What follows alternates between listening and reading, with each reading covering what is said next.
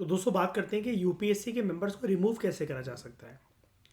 जो राष्ट्रपति हैं, he or she can remove the chairman or any other members of the UPSC from the office under the following three circumstances. अगर president को ये लगे कि वो जो मेंबर है या चेयरमैन है वो बैंकरप्ट हो चुके हैं, उनका दिवालिया घोषित हो चुका है, he is adjudged and insolvent, that is has gone bankrupt, दिवालिया घोषित हो चुका है उनका, उन्होंने बैंक से किसी से कर्जा बहुत बड़ा ले रखा था जिसको वो चुकाने में असमर्थ रहे हैं। ये दिखाता है कि he is not good at he और she is not good at meeting his और her financial obligations. If he और she engages in during the term of his office his or her office in any paid employment outside the duties of his office। UPSC में भी chairman और member बने बैठे हैं और कहीं और भी कोई और काम कर रहे हैं जहां से इनको सैलरी प्राप्त हो रही है। अगर राष्ट्रपति को यह लगे इफ ही और she is in the opinion of the president, अगर राष्ट्रपति को यह लगे if he is in the opinion of the president, यानी कि चेयरमैन या फिर जो मेंबर्स हैं प्रेसिडेंट की नजरों में, they are unfit to continue in office by reason of infirmity of mind और बॉडी, शरीर अब उनका साथ नहीं देता या जो दिमागी प्रक्रिया है वो अब ठीक नहीं है, वो अब गुड डिसीजन नहीं ले पाते हैं या फिर किसी मेंटल डिसऑर्डर से जूझ रहे हैं अगर चेयरमैन या फिर जो मेंबर्स हैं यूपीएससी के, तो प्रेसिडेंट जो है इन तीन कंडीशंस के अंदर यूपीएससी के चेयरमैन और मेंबर्स को निकाल सकते हैं। तो in addition to this, president जो है he or she can also remove the chairman or any other member of the UPSC for proved misbehavior। However in this case, president जो है, देखो बाकी केस के अंदर प्रेसिडेंट के पास टोटल तरीके से डिस्क्रिशनरी पावर है कि वो रिमूव कर सकते हैं, लेकिन प्रूव्ड मिसबिहेवियर के केस में प्रेसिडेंट को जो है ये वाला मैटर जो है वो सुप्रीम कोर्ट को देना पड़ेगा इंक्वायरी करने के लिए।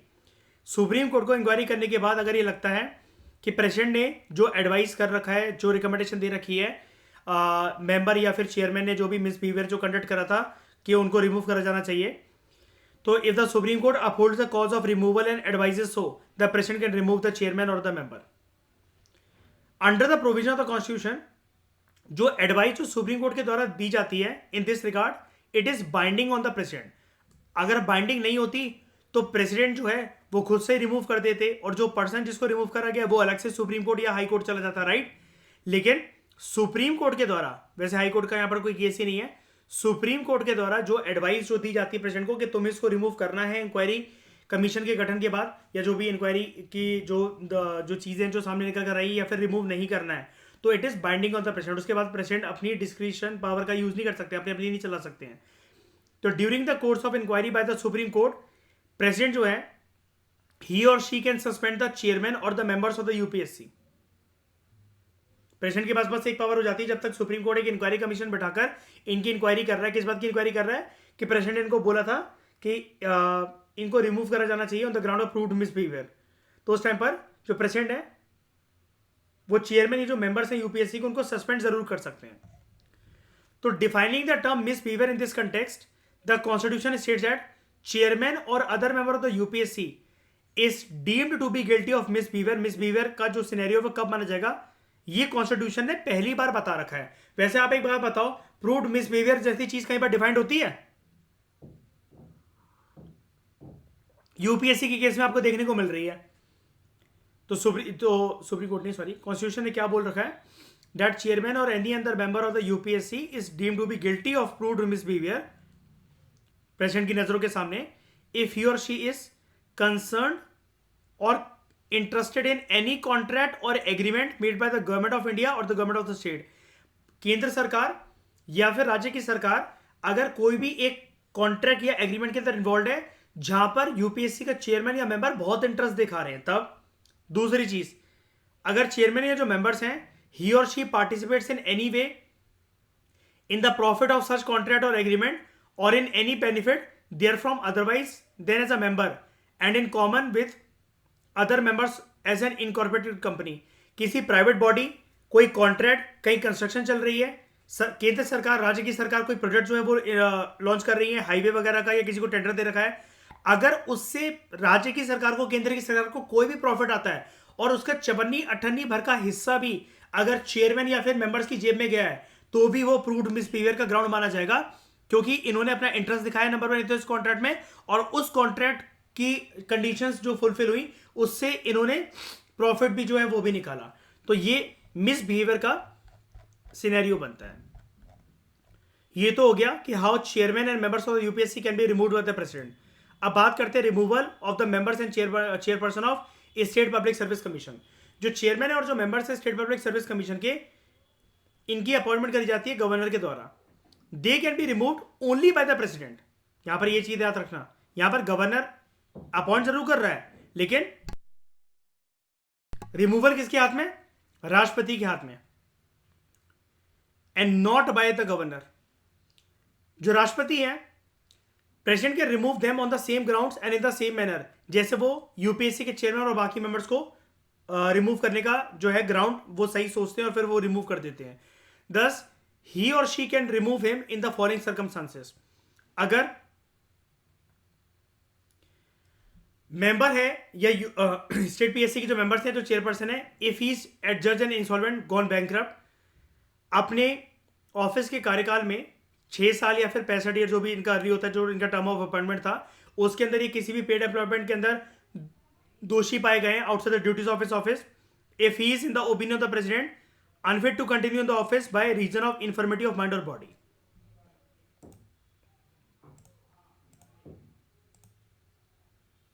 (1993) में सुप्रीम कोर्ट एक रूलिंग दी थी that appointment of a university professor known to be blind as a member of SPSC cannot be set aside on the ground of infirmity of body or mind। क्या मतलब हुआ इस बात का? अगर किसी यूनिवर्सिटी प्रोफेसर को जो कि ब्लाइंड है और वो स्टेट पीएससी के मेंबर बनते हैं, तो क्या होगा उनके साथ?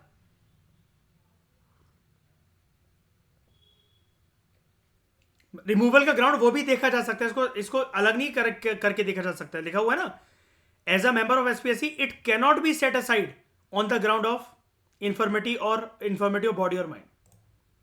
अगर प्रेसिडेंट को ऐसा लगता है तो इसमें कोई बुरा मानने वाली बात नहीं है। उसके बाद इन एडिशन टू दिस, याद रखना हम लोग एसपीएससी की बात कर रहे हैं, स्टेट पब्लिक सर्विस कमीशन की। In addition to this, president can also remove the chairman और any other member of the state public service commission for misbehaviour. However in this case president को matter जो है वो supreme court को refer करना पड़ता है इंक्वायरी के लिए। सुप्रीम कोर्ट को इंक्वायरी के बाद अगर ये लगता है कि जिस भी ग्राउंड्स पर जो प्रेसिडेंट जो बोल रहे थे वो रिमूवल का कॉज सही है और एडवाइस करते हैं प्रेसिडेंट को, तो वो चेयरमैन या फिर जो मेंबर है एसपीएससी के उनको रिमूव कर देंगे। कॉन्स्टिट्यूशन के प्रोविजंस के अकॉर्डिंग जो एडवाइस जो सुप्रीम कोर्ट के द्वारा दी जाएगी प्रेसिडेंट को, it is binding on the president. However during the course of inquiry by the supreme Court, governor can suspend the concern. याद रखना यहां पर किसकी बात हो रही है? गवर्नर। रिमूव करने का काम किसका? सिर्फ और सिर्फ प्रेसिडेंट का, लेकिन गवर्नर जो इस केस में यहां पर सस्पेंड कर सकते हैं कंसर्न चेयरमैन को या फिर मेंबर्स को, pending the final removal order of the president on receipt of the report of the supreme court के। जब तक प्रेसिडेंट नहीं बताते हैं कि फाइनल तरीके से उनको रिमूव करना है कि नहीं करना है, जब तक प्रेसिडेंट के पास खुद एक इंक्वायरी रिपोर्ट नहीं आती सुप्रीम कोर्ट की, फाइनल वर्डिक्ट नहीं आता है, उस टाइम पर जो राज्यपाल हैं वो एटलीस्ट क्या कर सकते हैं? सस्पेंड कर सकते हैं। Further, Constitution has also defined the term misbehavior in this context. Constitution ने ये माना, ये स्टेट कर रखा है that chairman or any other member of SPSC is deemed to be guilty of misbehavior if he or she is concerned or interested in any contract या agreement जो कि भारत की सरकार या फिर केंद्र सरकार या फिर राज्य सरकार के साथ जुड़ा हुआ कोई एग्रीमेंट हो, या फिर जो मेंबर्स हैं और जो चेयरमैन हैं एसपीएससी के, वो ऐसे किसी कॉन्ट्रैक्ट में पार्टिसिपेट करके उससे बेनिफिट उन्होंने निकाला, उससे किसी प्रकार का जो है प्रॉफिट जो है वो अर्न करा, या किसी भी ऐसी प्राइवेट कंपनी के साथ जहां पर सरकारी कंपनी की ठेकेदारी चल रही थी, like PPP model, public private partnership model, उसकी किसी एग्रीमेंट में वो इंटरेस्टेड थे, या प्रॉफिट 54 भर भी 1 रुपए या फिर कुछ रुपए उनके अगर जेब में गए हैं, तो ये मिसबिहेवियर का ग्राउंड माना जाएगा। और ये मिसबिहेवियर का ग्राउंड बिल्कुल सेम है for the removal of the members of the UPSC and state PSC as well as chairman. तो इन ग्राउंड्स पर जो प्रेसिडेंट है वो रिमूव कर सकते हैं। याद रखना, रिमूवल के केस में गवर्नर के पास, राज्यपाल के पास कोई पावर नहीं है, even in the case of state PSC. अब यूपीएससी किस रूप से स्वतंत्र है, इंडिपेंडेंस इसकी कैसे इंश्योर करी जाती है? संविधान के द्वारा। कॉन्स्टिट्यूशन जो है उसने बड़े सारे प्रोविजंस बना रखे हैं to safeguard and ensure the independent and impartial functioning of UPSC. जो चेयरमैन है, ये जो मेंबर्स है यूपीएससी के, they can be remove from the office by the president only in the manner and on the grounds जो कि संविधान में मेंशन है। Therefore they enjoy security of tenure. कितना टेन्योर होता है इनका?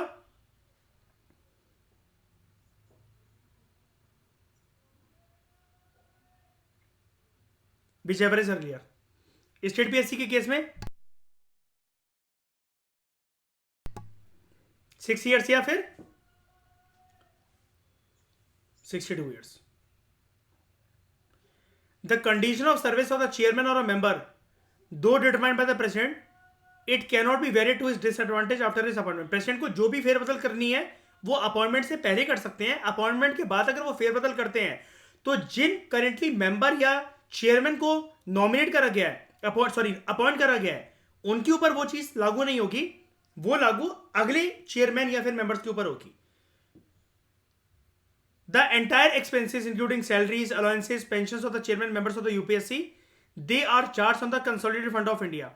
They are not subject to the vote of the parliament. Parliament अपने वोट से इनका कम ज्यादा 1 रुपए 2 रुपए या पैसे नहीं मिलेंगे, ऐसा कुछ नहीं डिसीजन ले सकती है। जो चेयरमैन है यूपीएससी के, on ceasing to hold office, अगर वो छोड़ देते हैं अपनी कुर्सी, is not eligible for further employment in the government of India और स्टेट। वो दोबारा फिर भारत की केंद्र सरकार के अंदर या राज्य सरकार के अंदर दोबारा किसी भी प्रकार की नौकरी पे नहीं जा सकते हैं। ठीक है। 1979 में सुप्रीम कोर्ट जो है, Supreme Court upheld the validity of the appointment of AR Kidwai, a former chairman of UPSC, as governor of Bihar. Supreme court ने रूल करा था that office of governor is a constitutional office and not an employment under the government. इनके ऊपर एक controversy हो गई थी कि जब संविधान में लिख रखा है कि जो यूपीएससी के चेयरमैन है, अगर वो रिटायर हो गए, उन्होंने खुद से अपनी कुर्सी छोड़ दी, एक बार वो चेयरमैन रह चुके हैं यूपीएससी के, वो फर्दर एम्प्लॉयमेंट के हिस्सेदार नहीं बन सकते भारत सरकार, ये केंद्र सरकार के अंदर या राज्य सरकार के अंदर। तो जब AR किदवई को गवर्नर बनाया गया, राज्यपाल बनाया गया बिहार का, तो एक कंट्रोवर्सी बहुत बड़ी क्रिएट हो गई थी। सुप्रीम कोर्ट ने इस कंट्रोवर्सी को सेटल डाउन करते हुए बोला था कि राज्यपाल का जो ऑफिस है वो कॉन्स्टिट्यूशनल ऑफिस है, वो किसी प्रकार की एम्प्लॉयमेंट नहीं है। सुप्रीम कोर्ट की इंटरप्रिटेशन वो कुछ भी बोलता रहे, ठीक है, लेकिन हमने सुप्रीम कोर्ट की बातों को ही मानना कि कल को ये एप्लीकेशनल बेस्ड क्वेश्चन आ सकता है। याद रखना इसके बारे में कि अगर कोई पर्सन है, वो यूपीएससी का चेयरमैन रह चुका है, अगर वो किसी राज्य का अगर गवर्नर बन रहा है, तो क्या ये चीज अनकॉन्स्टिट्यूशनल होगी? सुप्रीम कोर्ट इसको नल एंड वॉइड डिक्लेयर कर देगा, क्योंकि AR किदवई केस में सुप्रीम कोर्ट ने खुद वैलिडिटी अपहेल्ड करी है कि जो रिटायर्ड पर्सन है यूपीएससी का, या फिर अगर उसने खुद भी रिजाइन करा था, वो रह चुका है यूपीएससी का चेयरमैन, वो क्या है पर्सन? गवर्नर, राज्यपाल रह सकता है, क्योंकि राज्यपाल की जो पोस्ट है वो कॉन्स्टिट्यूशनल ऑफिस है, वो किसी प्रकार की एम्प्लॉयमेंट नहीं है। सुप्रीम कोर्ट ने ऐसा माना है ना। जो मेंबर है यूपीएससी का, यहां पर तो बात होगी चेयरमैन की। मेंबर अगर कोई है यूपीएससी का, अगर वो मेंबर नहीं रहते हैं, एक्स मेंबर बन चुके हैं, वो चाहे उन्होंने खुद से रिजाइन दे दिया हो या उनका कार्यकाल पूरा हो गया हो, he or she is eligible for appointment of the chairman of the UPSC और स्टेट पब्लिक सर्विस कमीशन। देख रहे हो, यूपीएससी का चेयरमैन कुछ नहीं कर सकता दोबारा से, लेकिन मेंबर अगर कोई है, he or she is eligible for appointment as chairman of the UPSC और chairman of SPSC, but not for any other employment केंद्र सरकार या फिर राज्य सरकार के अंतर्गत। चेयरमैन बन सकते हैं किसके? यूपीएससी के या फिर स्टेट पीएससी के। तो when a member of UPSC is appointed as chairman, as its chairman, he holds a new office for 6 years और until the age of superannuation. और ये कब होती है सुपर एन्यूएशन? कितने साल में? 65 ईयर्स। आराम से नहीं लिख पा रहा था, देख रहे हो भैया, सुपर एन्यूएशन। यहां कोई नया वर्ड फेंकूंगा मैं, परेशान करना बच्चों को। चेयरमैन या जो मेंबर है यूपीएससी का is not eligible for reappointment to that office after having completed his first term. Election commission के केस में लेकिन ऐसा होता है, बार बार election commissioner, chief election commissioner बनाया जा सकता है पर्सन को, सेम पर्सन को, है ना, ये स्पेशल मेंशन वाली बात है। लेकिन यूपीएससी के केस में मेंबर या चेयरमैन किसी के भी साथ भी ऐसा है, सेम पर्सन को दोबारा चेयरमैन बना दिया जाए।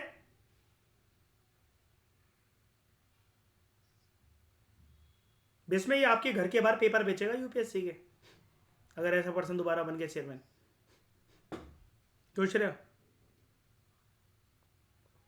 कहेगा श्रेय अपनी एक सैलरी दे दो, 15 क्वेश्चन बताऊंगा प्रीलिम्स के तुम्हें।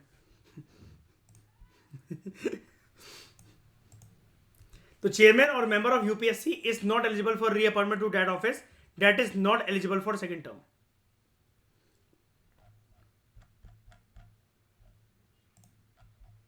अब बात करते हैं स्टेट पीएससी कैसे स्वतंत्र है.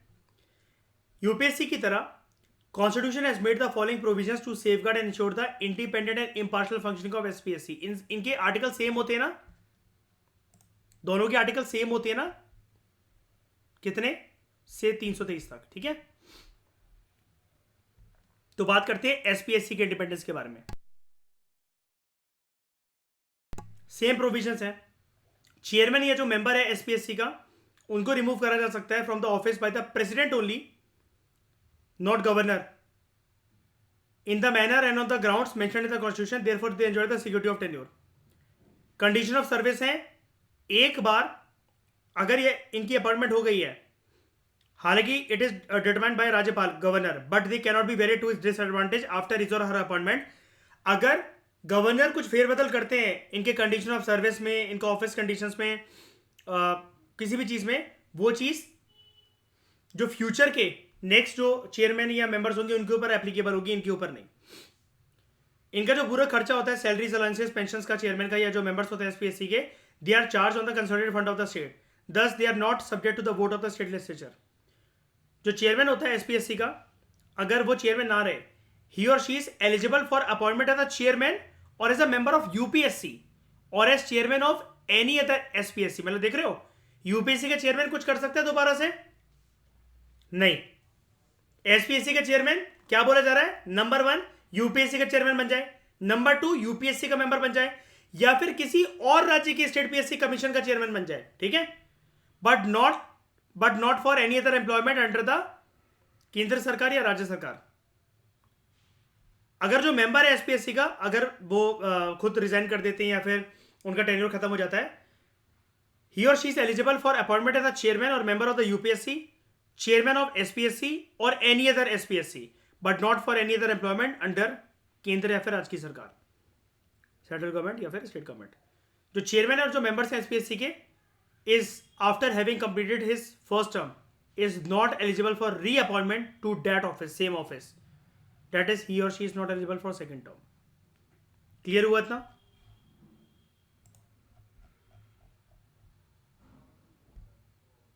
बताओ हाँ है ना?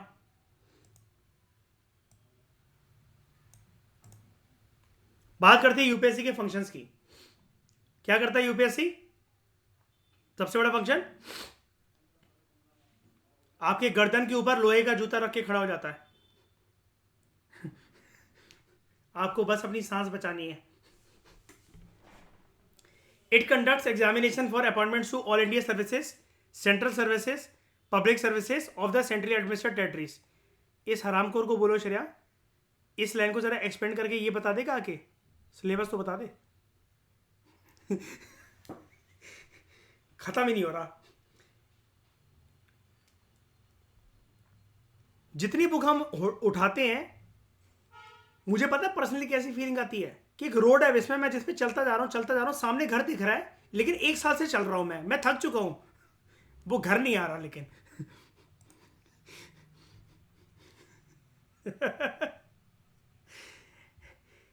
ऐसा है सिलेबस. क्यों श्रेया? और टीटी आके ट्रेन में मुझसे पूछता है, श्रेया सिलेबस कब कंप्लीट होगा? हम कौन सा से बैठ के इस महीने के अंदर कंप्लीट करने वाले हैं? क्यों श्रेया? तो it assess the states, help करता है स्टेट्स की, इफ रिक्वेस्टेड बाय 2 और more state to do so, 2 या 2 से ज्यादा राज्यों ने अगर इसको ऐसा बोला है, in framing and operating schemes of joint recruitment for any service for which candidate possessing special qualifications are required. कभी कभार क्या होता है, यूपीएससी की ना कुछ स्पेशल पोस्ट भी निकलती हैं. अगर आपको पता हो कभी कभार कि 6 पोस्ट निकली हैं एक सीनियर पर्सन के लिए जो कि 10 साल तक नौकरी कर चुका है यूपीएससी में, है ना. 10 से 12 पोस्ट ऐसी निकलती हैं यार 6-7 महीने में, 3 महीने के अंदर. तो अगर 2 या 3 स्टेट ने ऐसी अगर रिक्वेस्ट कर रखी हो यूपीएससी से कि आप जो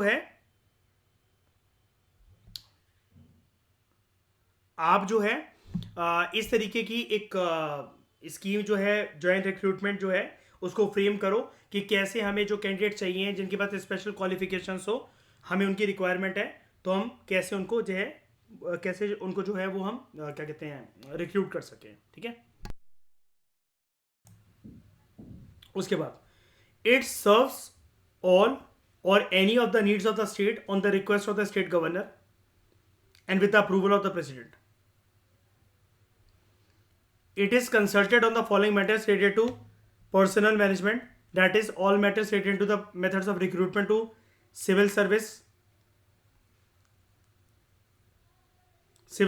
and for civil post.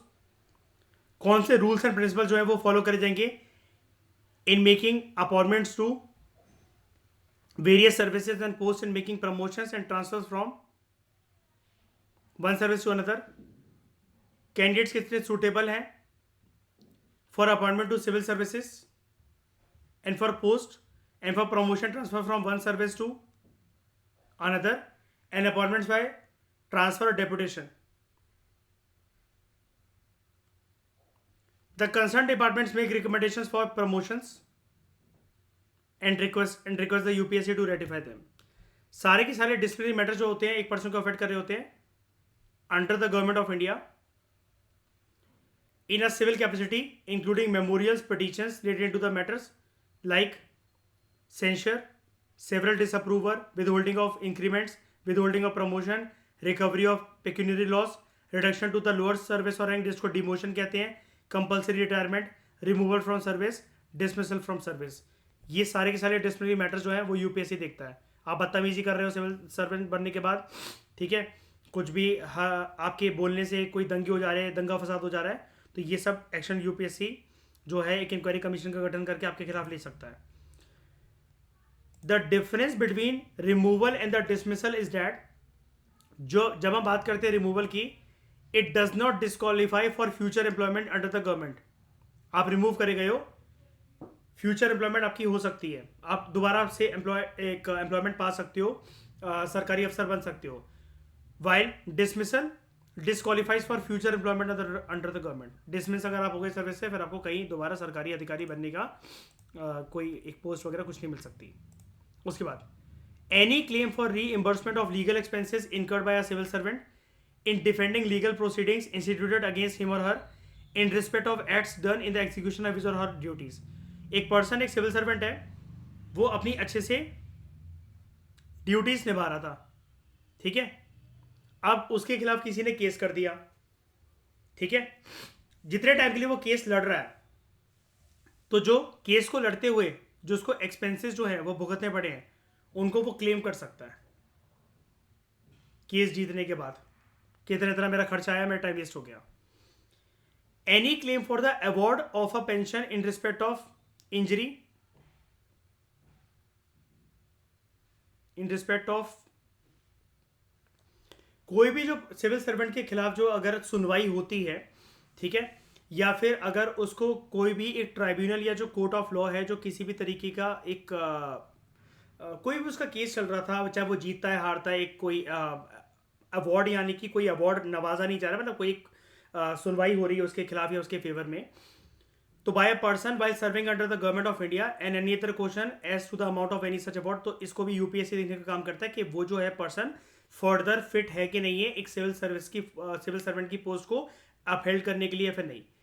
Matters of temporary appointments for a period exceeding 1 year, annual regularization of appointments, matters related to grant of extension of service and employment of certain retired civil servants, any other matter related to personnel management.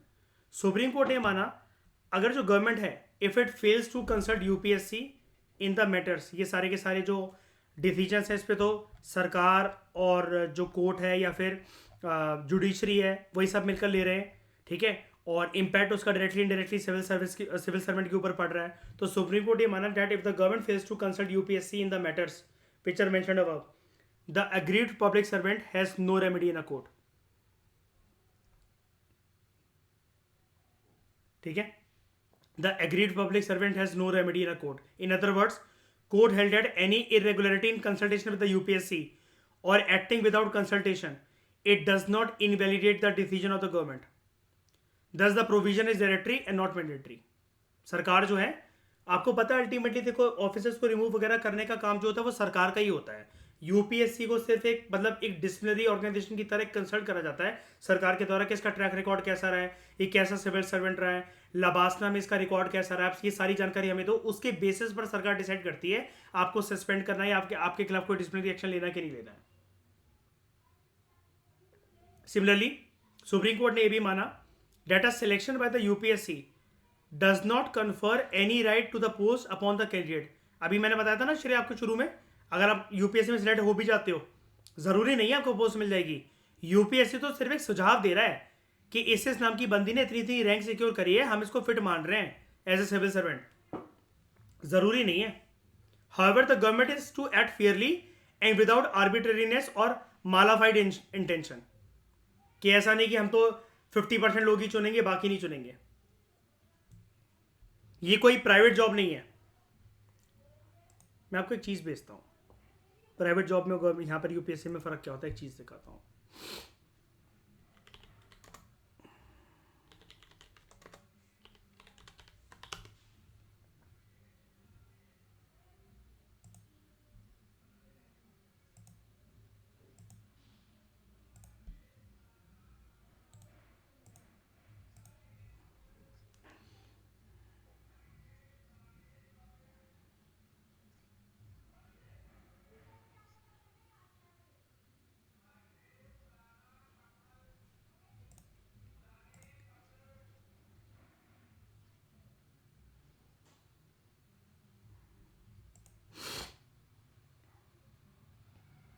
मैंने आप लोगों को एक WhatsApp पे भी भेज दिया है, इसको आराम से देखना। देखो यहाँ पर क्या है कि यूपीएससी जो है जनरली आपके साथ इम्पार्शलिटी नहीं करता, उसको पता होता है कि आपने इतना साल इतना समय जीवन जो है इतना लगा रखा है एक सरकारी नौकरी को पाने के लिए इतने ऊंचे ओहदे की, और अगर आप उसके लिए फिट हो तो सरकार जो है आपको यूपीएससी नहीं, मतलब मैं सरकार के पर्सपेक्टिव से बात कर रहा हूँ।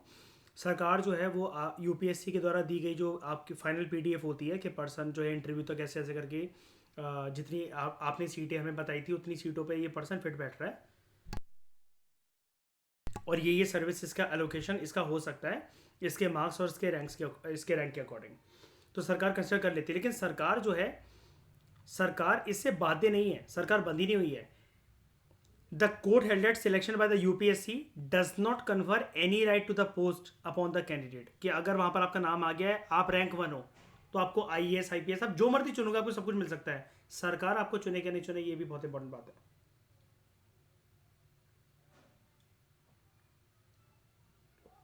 एलोकेशन आपका सरकार करती है, यूपीएससी नहीं करती है। यूपीएससी एक एग्जामिनेशन कंडक्ट करवाने वाली बॉडी है सिर्फ। ये प्राइवेट नौकरियों से कैसे अलग है?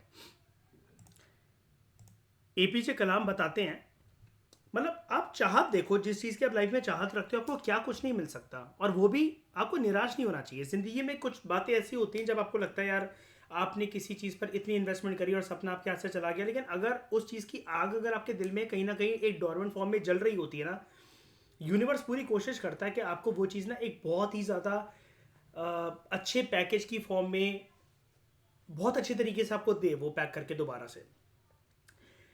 इनका सपना था लाइफ में पायलट बनने का, तो ही शिफ्टेड टू साइंसेस। ठीक है, साइंस इनका लेने का पर्पज़ यही था कि मैं पायलट बनना चाहता हूँ। इन्होंने एरोनॉटिकल इंजीनियरिंग जो है वो सीखी। तो जब ये पायलट के इंटरव्यू के लिए जाते हैं ये सिलेक्ट हो जाते हैं, लेकिन उस कंपनी के पास सिर्फ और सिर्फ 9 सीटें थी। ठीक है, और ये 10th थे नंबर पे, सिलेक्ट हो गए थे, लेकिन कंपनी ने बोला हमारे पास 9 सीटें हैं, मार्क्स अच्छे आए थे लेकिन सबसे मतलब मार्क्स की रेंज में सबसे कम मार्क्स थे, ही लॉस्ट दैट सीट। जैसे कि मैंने आपको बताया भी था, ये पहाड़ पर श्रेया याद है सुसाइड करने भी जाते हैं, इनको एक गुरु मिलते हैं, पर मैंने बताई थी आपको वो रियल कहानी। ठीक है, और इन्होंने अपनी बुक में भी ऑटोबायोग्राफी में भी उसका जिक्र कर रखा है। ये सुसाइड करने जाते हैं, है ना, कि मैंने अपनी बहन के मम्मी के सारे जेवर बिकवाती है, अब मेरे पास कुछ भी नहीं रहा तो मैं करूं क्या। तब वो गुरु उनको बताते हैं कि ईश्वर तुझसे कितना महान काम करवाना चाहता है, और तू इस टुच्ची सी नौकरी के लिए यहाँ चला आया कूदने। तो वो कहते हैं मेरे पास जाने तक का पैसा नहीं है, तो वो बाबा उसे पैसे देते हैं इनको, कलाम साहब को, और वापस आकर फिर क्या होता है इनके जीवन में। अब इनका सपना था कि यार मैं पायलट वगैरह बनूं, लेकिन कैसे भी करके फिर वो पूरा नहीं हो सका। कुदरत देखो कहाँ से कहाँ लेकर जाती है पर्सन को। वही वाली बात है ना कि सपने देखने से ही पूरे होते हैं, आप कुछ सोचोगे ही नहीं। हाँ ऐसा हो रहा है, चल रहा है, देखते हैं क्या होता है। भाई आप पहले ही मरे हुए हो। कुदरत कोई रास्ता बनाकर नहीं देने वाली आपके लिए। आपके अंदर आग ही नहीं है किसी चीज़ को पाने की। आप इतने ओवर प्रैक्टिकल हो कि कुदरत भी सोचती है अबे चू है एक नंबर का इंसान यार, ये इसको क्या ही कुछ देना है, किसी चीज़ से कुछ नहीं होता, मनूस है ये इंसान। इसलिए एक्साइटमेंट अपनी फुल रखा करो हमेशा अंदर से। अब कलाम साहब से हम ये कैसे सीख सकते हैं? कलाम साहब से हम ये वाली चीज़ ऐसे सीख सकते हैं कि इनके अंदर कहीं ना कहीं डोरमेंट लाइट थी कि भाई पायलट बनने के अंदर एक एक आग जल रही थी, एक मशाल जल रही थी, लेकिन बन नहीं सके। तो जब किसी चीज़ को पाने का फितूर हो ना लाइफ में और वो मिले ना, तो पर्सन लाइफ टाइम के लिए उसके पीछे पागल रहता है। और something deep down the heart वो उस चीज़ को एक डोरमेंट वे में सप्रेस कर देता है कि छोड़ यार, अब एज निकल गई, वो निकल गई, एक सपना था, लाइफ थोड़ी सी अनफेयर रही, लक था थोड़ा सा, लेकिन फिर भी काश यार ऐसा हो जाता, काश यार ऐसा हो जाता, ये सिनेरियो ऐसा हो जाता। जीवन इनको ले गया कहाँ से का, ये बनते हैं राष्ट्रपति। ठीक है। और आप जानते हो प्रेसिडेंट कौन होता है? Supreme commander of the armed forces. ठीक है। इन्होंने एयर चीफ मार्शल से कहा I want to become pilot, I want to learn flying. 6 महीने के लिए एयर चीफ मार्शल इनको ट्रेन करता है। ठीक है। और इन्होंने Su-30 MKI पता नहीं क्या उड़ाया था। जस्ट अ मिनट, इसमें बताते हैं, अभी आएगा इसमें।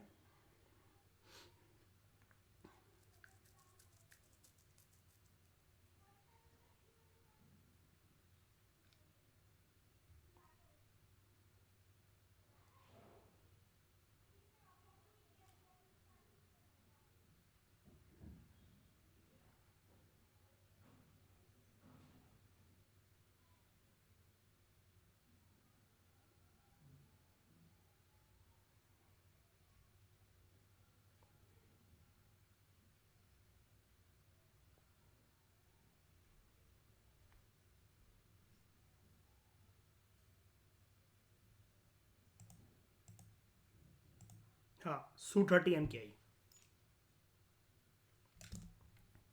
हो गया ना सपना पूरा। जवानी में नहीं हुआ तो क्या हुआ, बाद में जाकर हो गया। तो वही चीज़ होती है कि आपके जज्बे के ऊपर सब कुछ डिपेंड करता है और आपके अंदर किसी चीज़ को लेकर क्या भूख है क्या नहीं है। ठीक है।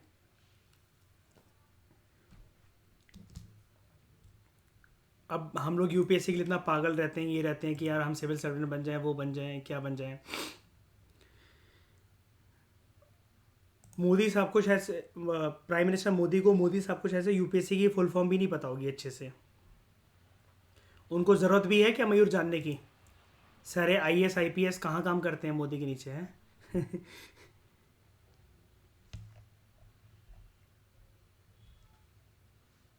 तो additional functions related to the service of the union can be confirmed by the UPSC by the parliament. It can also place the personal system of an authority, corporate body, or a public institution within the jurisdiction of UPSC. Hence, the jurisdiction of UPSC can be extended by an act made by the parliament. UPSC जो है, it presents annually to the president a report on its performance. President को सौंपता है। ठीक है। President इस report को parliament के दोनों हाउसेस, लोकसभा राज्यसभा के सामने पेश करता है, along with memorandum explaining the case where the advice of the commission was not accepted and the reasons for such non acceptance. अगर कुछ बात बोली गई थी, ठीक है, कमीशन ने कुछ चीज़ एडवाइस करी थी, वो चीज़ नहीं मानी गई और क्यों नहीं मानी गई, ये चीज़ें एक्सप्लेन करनी पड़ती हैं एमपीज को। ठीक है। तो all such cases of non acceptance must be approved by the appointment committee of the union cabinet and individual ministry और department has no power to reject the advice of the UPSC. Ministry of personnel देखता है वैसे से, पता है ये वाली बात आपको। अब जैसे अभी ना राज्यसभा के एमपी थे, उन्होंने यूपीएससी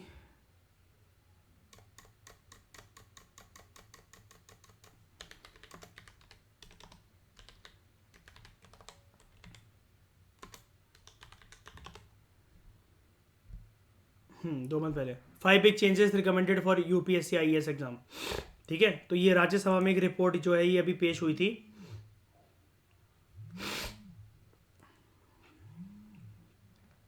ये देखो, ये पहली रिपोर्ट यूपीएससी अपनी किसको दे रहा है? प्रेसिडेंट को। प्रेसिडेंट कहाँ रख रहा है इन रिपोर्ट को? कहाँ रख रहे हैं? पार्लियामेंट के दोनों हाउसेज के सामने। ये वाली रिपोर्ट कहाँ रखी गई? Parliament of India, Rajya Sabha. कौन सी रिपोर्ट है यूपीएससी के रिगार्डिंग? 131st report. किसके ऊपर टॉपिक क्या है?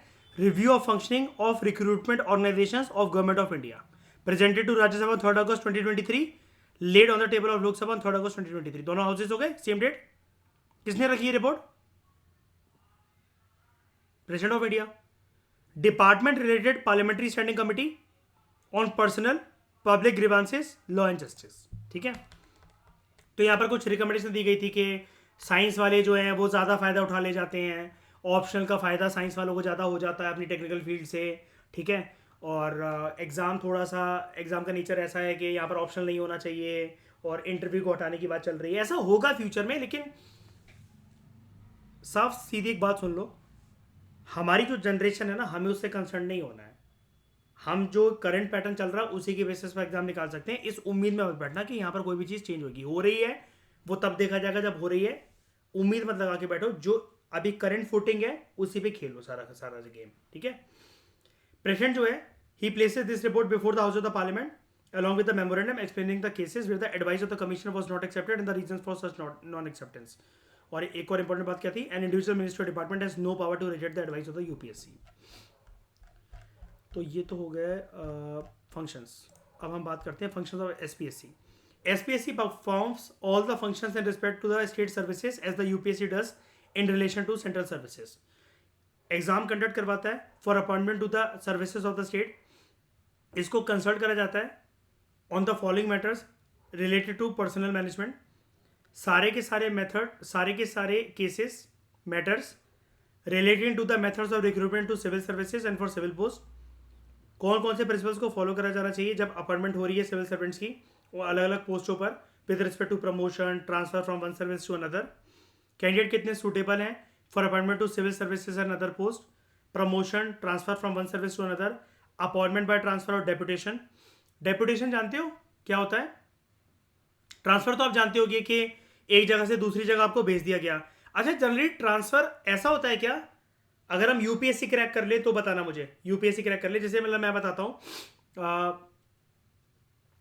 डीएसपी के लिए हमारी जो ट्रेनिंग होती है मध्य प्रदेश में वो सागर में होती है। ठीक है, अब उसके बाद मेरे बैच को जो कुछ कुछ लोग थे, जैसे जबलपुर मिला किसी को छतरपुर मिला, किसी को ग्वालियर एलोकेट करा गया, किसी को मुरैना एलोकेट करा गया, किसी को भिंड एलोकेट करा गया, किसी को इंदौर एलोकेट करा गया, किसी को देवास एलोकेट करा गया, किसी को वो साड़ी कहाँ की होती है, वो जीआई टैग होता है जिसके ऊपर, वो चंदेरी है ना, तो उसके पास वहाँ डिस्ट्रिक्ट है, वहाँ एलोकेट करा गया। मतलब बहुत सारे मेरे दोस्त हैं तो वो इधर उधर वो हैं।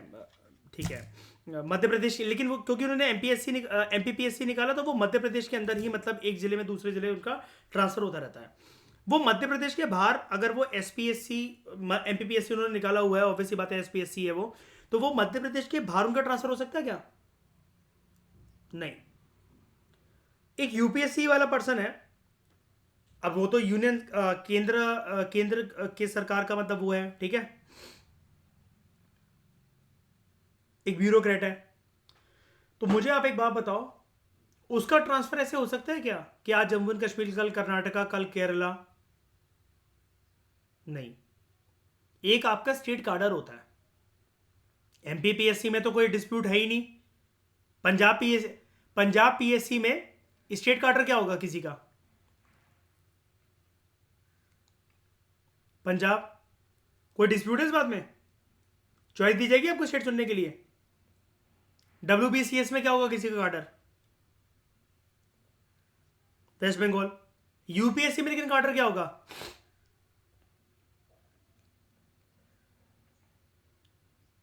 आपसे पहले पूछा जाता है एक तो, ठीक है, और दूसरा अगर आपकी रैंक अच्छी है तो आपको मनपसंद मिल जाता है, वरना बाद में सरकार खुद मतलब आपको वो दे देती है। इसलिए फाइट ना बहुत बड़ी है। सिर्फ सिलेक्शन नहीं करना है श्रेया, टॉप की रैंक भी लानी है। क्या फायदा अंडमान निकोबार आइलैंड में पड़े रहो तुम।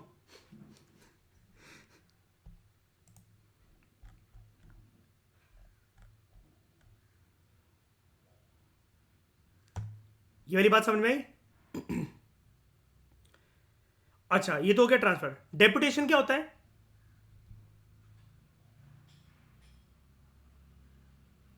हाँ, नहीं नहीं, प्रमोशन नहीं होता इसके अंदर। डेपुटेशन में मतलब होता है आपको एक डिपार्टमेंट में मतलब नियुक्ति आपकी करी जा रही है।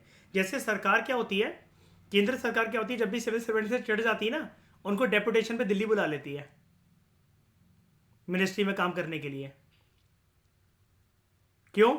ग्रास रूट लेवल पे वो काम जो कर रहे थे तब वो कलेक्टर थे, है ना, आईपीएस थे, ग्राउंड लेवल पे सारी की सारी चीजें कर रहे थे। मिनिस्ट्री में डेपुटेशन जब होता है तब क्या करना है, किसके साथ टाइम गुजारना है? सिर्फ और सिर्फ फाइलों के साथ। ये भी एक तरीके से सिविल सर्वेंट्स के ईगो पर लगती है वाली बात। तो suitability of candidates for appointments to civil services and other post, transfer deputation from one service to another, to concerned departments, and make recommendation for promotion, request the SPSC to ratify them। सारे के सारे जो disciplinary matters होते हैं जो कि एक person को अफेक्ट करते हैं under the government of the state in a civil capacity, including memorials and petitions relating to such matters like severe disapproval, censure, withholding of increments, withholding of promotion, recovery of pecuniary loss, reduction to lower service or rank demotion, compulsory retirement, removal from service, and dismissal from service। Same चीज़ ये बता रहा आपको। जो difference है removal और dismissal के बीच में वो ये है, डैट रिमूवल के अंदर it does not disqualify for future employment under the government, while dismissal disqualifies you for future employment under the government. जैसे कंट्रोवर्सी क्रिएट हुई थी, आपको याद है, मैंने जम्मू एंड कश्मीर का एक यंग कलेक्टर आपको बताया था, वो पर्सन अपने ज़माने का यंगेस्ट सिविल सर्वेंट रह चुका है। शाह फैजल का नाम सुना आपने? जम्मू एंड कश्मीर से सॉरी, जम्मू ने अब तो नहीं बोलना चाहिए, जम्मू एंड कश्मीर से। मोदी सरकार बहुत पीछे पड़ी हुई थी उसके, तो उस बंदे ने खुद ही मतलब रिजाइन दे दिया था, लेकिन फिर मोदी सरकार ने एक्सेप्ट नहीं करा उस रेजिग्नेशन को और समझाया बुझाया और आपसी सहमति होकर दोबारा शाह फैजल को कलेक्टर बना दिया गया। पता है ये वाली बात ना? और अपने ज़माने का वो यंगेस्ट सिविल सर्वेंट था, 21 साल की उम्र में IAS बन गया था फर्स्ट अटेम्प्ट के अंदर, और आई थिंक रैंक 1 आई थी उसकी।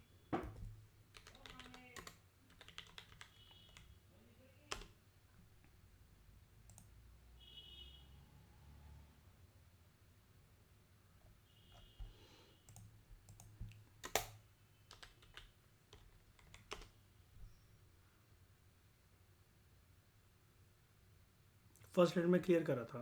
अच्छा, हाँ, रैंक 1 आई थी इसकी 2009 में फर्स्ट अटेम्प्ट।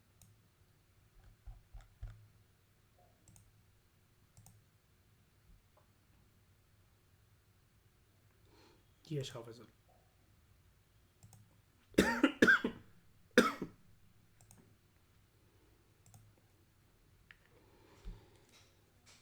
तो any claim for reimbursement of legal expenses incurred by civil servant, अगर वो लीगल प्रोसीडिंग्स में अपने आप को डिफेंड कर रहा था, जितने टाइम के लिए उसको केस लड़ना पड़ा, तो वो क्लेम कर सकता है कि इतना इतना पैसा मतलब मेरा खर्च हुआ, टाइम बर्बाद हुआ है, जो भी है, ठीक है। और वो अपनी ऑफिशियल ड्यूटीज़ जो है वो निभा रहा था, उनको एग्जीक्यूट कर रहा था, उसके चलते उसको ये सब केसेस लड़ने पड़े। क्योंकि बहुत बार ऐसा होता है कि एक कलेक्टर को भी ना केस जो है वो लड़ने पड़ते हैं आगे चलकर, सरकार के भी आपसे, किसी के भी आपसे, आपको पता ना, क्योंकि अगर आप कलेक्टर हो तो आगे चलकर आप DM भी होते हो, डिस्ट्रिक्ट मजिस्ट्रेट। सिविल डिस्प्यूट्स को सॉल्व करवाना कटघरे में खड़ा कर कर ये आपका हक भी होता है, राइट भी होता है, पता है ये वाली बात आपको? तभी आपको डिस्ट्रिक्ट मजिस्ट्रेट DM कहा जाता है, मजिस्ट्रेट वर्ड लग जाता है आपके आगे, है ना। क्रिमिनल केसेस को भी सॉल्व कर सकते हो आप, क्या इतना पावरफुल नहीं है ना? जुडिशरी भी मैं हूँ, गवाह भी मैं हूँ, गुनेगार भी मैं हूँ, गवाह भी मैं हूँ। Any claim for the award of a pension in respect of injury sustained by a person while serving under the government of the state, and any other question as to the amount of such award, any other matter related to the personal management। Supreme Court ने माना that if the government fails to consult the SPSC in these matters, the aggrieved public servant he has no remedy in a court। In other words, court ने ये माना that any irregularity in consultation with the SPSC or acting without the consultation, it does not invalidate the decision of the government. सरकार की ही चलेगी ज़्यादातर कि civil servant के साथ क्या करना है। Thus the provision is directly discretionary direction वाली है, डायरेक्टरी है, and it is not mandatory.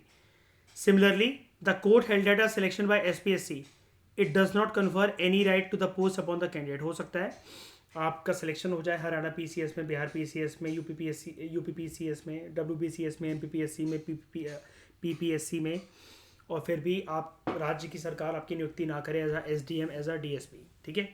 However the government is to act fairly and without arbitrariness और माराफाइड. जैसे यूपीएससी जब आप क्लियर करते हो ना, तो आप जैसे आईएएस आईपीएस होते हो, लेकिन अगर आप स्टेट पीएससी क्लियर करते हो आप डायरेक्टली आईएएस आईपीएस नहीं होते हो, है ना. आप जो होते हो बनते हो वो एसडीएम बनते हो, है ना. एसडीएम में आपको 15 से 20 साल रहना पड़ता है.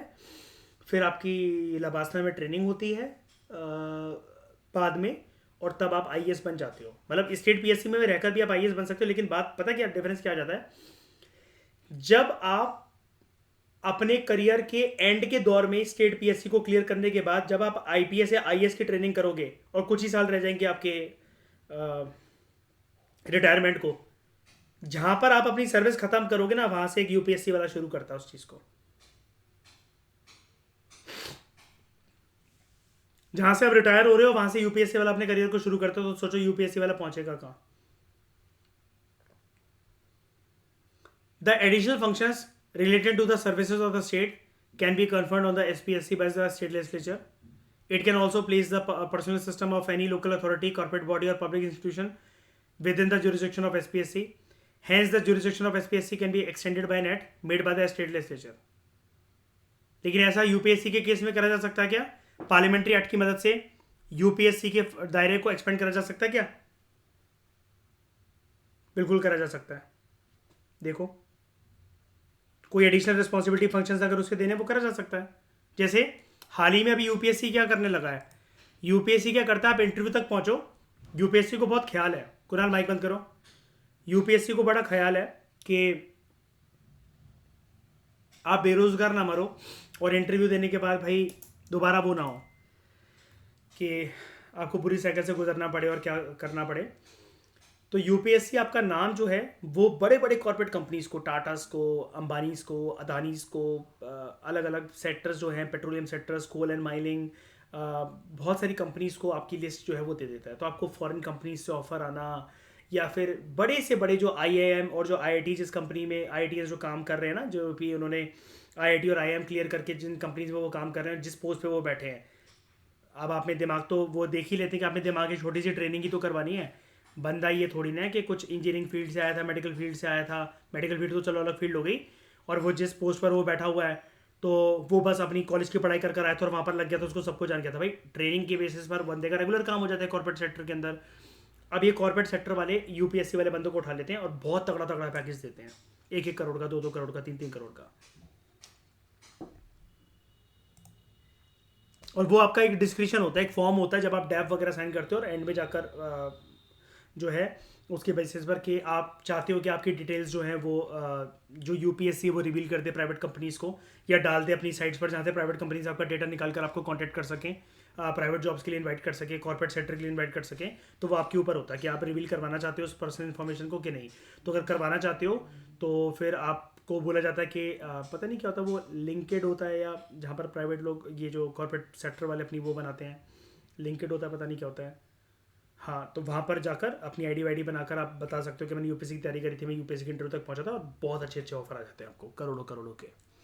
ठीक है. SPSC presents annually to the governor a report on its performance. The governor places this report before both the house of the state legislature along with a memorandum explaining the cases where the advice of the commission was not accepted and the reasons for such non-acceptance.